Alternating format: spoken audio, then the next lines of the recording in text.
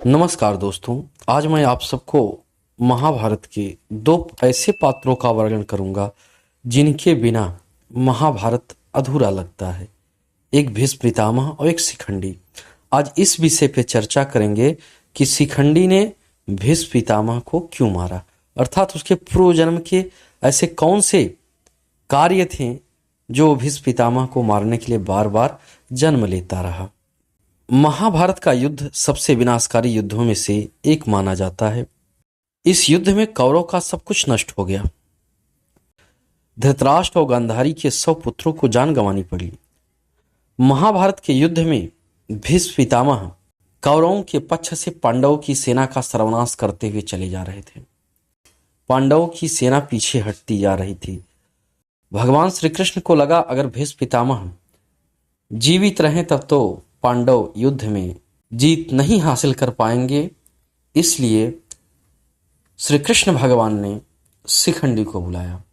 कहानी की शुरुआत होती है जिस समय हस्तिनापुर के राजा भीष्म पितामह के छोटे भाई विचित्रवीर्य थे। उस समय उनके विवाह के लिए भीष्म पितामह काशीराज की 3 पुत्रियों अंबा, अंबिका और अंबालिका को हर लाए थे।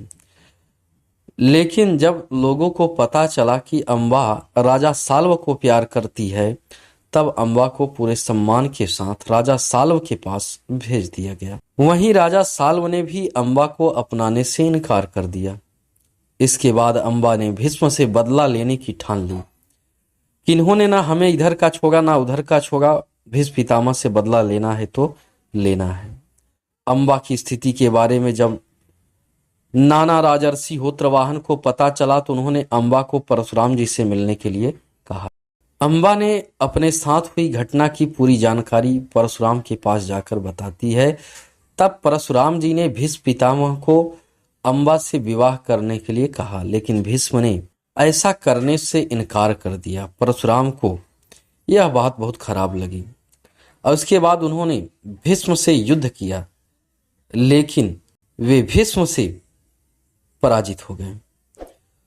उधर युद्ध समाप्त होने के बाद भीष्म के सर्वनाश के लिए यमुना किनारे वह अंबा तप करने लगी और तप करते करते अंबा अपना शरीर त्याग देती है।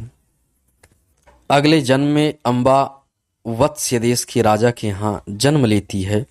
अंबा अपने पूर्व जन्म के बारे में जानती थी, इसलिए भीष्म से बदला लेने के लिए उसने पुनः भगवान शिव जी का तप शुरू कर दिया। इस बार उसके तप से भगवान शिव प्रसन्न होकर उसे वरदान मांगने के लिए कहते हैं। तब अंबा भीष्म की पराजय का वरदान मांगती है। भगवान शिव उसे मनचाहा वरदान देते हैं, लेकिन अंबा कहती है कि प्रभु, कन्या होकर वह भीष्म पितामह को कैसे पराजित कर सकती है। इस पर भगवान शिव कहते हैं कि अंबा, तुम अगले जन्म में पुनः एक स्त्री के रूप में जन्म लोगी, लेकिन युवा होने पर पुरुष बन जाओगी और भीष्म की मृत्यु का कारण बनोगी। ऐसा वरदान मिलने पर अंबा ने एक चिता बनाई और भीष्म का वध करने के लिए अग्नि में प्रवेश कर गई। महाभारत काल में अंबा राजा द्रुपद के यहाँ शिखंडी के रूप में पैदा हुई। एक यक्ष ने शिखंडी की सहायता करने के उद्देश्य से अपना पुरुषत्व उसे दे दिया और उसका स्त्रीत्व स्वयं धारण कर लिया। यक्ष ने शिखंडी से कहा कि जब कार्य पूर्ण हो जाए तो मेरा पुरुषत्व मुझे दे देना। शिखंडी ने उसे ऐसा करने का वचन दिया। महाभारत का युद्ध जब प्रारंभ हुआ और भीष्म पितामह ने पांडवों की सेना को पीछे खदेड़ दिया, तो भगवान श्री कृष्ण को यही युक्ति सोची, अगर शिखंडी का सहारा नहीं लिया जाएगा तो काम बनने वाला नहीं है।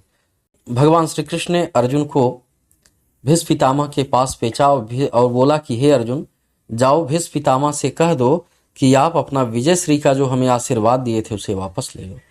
जब अर्जुन जाते हैं और भीष्म पितामह से कहते हैं, पितामह अपना आप आशीर्वाद वापस ले लीजिए विजय श्री का, क्योंकि जब तक आप हैं तब तक हम सब विजय श्री प्राप्त नहीं कर सकते। तो भीष्म पितामह ने कहा, हे पुत्र, हमने तुम्हें विजय श्री का आशीर्वाद दे दिया है, उसे वापस नहीं लूंगा। हमारी मृत्यु का कारण एक है तुम्हारी सेना में, वो है शिखंडी।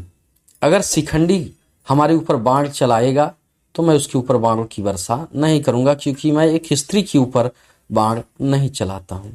भीष्म पितामह के आदेशानुसार और श्री कृष्ण की कूटनीति के द्वारा आज अर्जुन के रथ पे शिखंडी बैठ जाता है और शिखंडी के पीछे अर्जुन खड़े होते हैं। शिखंडी बार बार ललकारता है और भीष्म पितामह हट जाते हैं, लेकिन जब शिखंडी ने बाण चलाया तो भीष्म पितामह ने अपने धनुष और बाण नीचे रख दिए। लेकिन शिखंडी के बाणों में इतनी ताकत नहीं थी कि वह भीष्म पितामह की छाती को छलनी कर सके।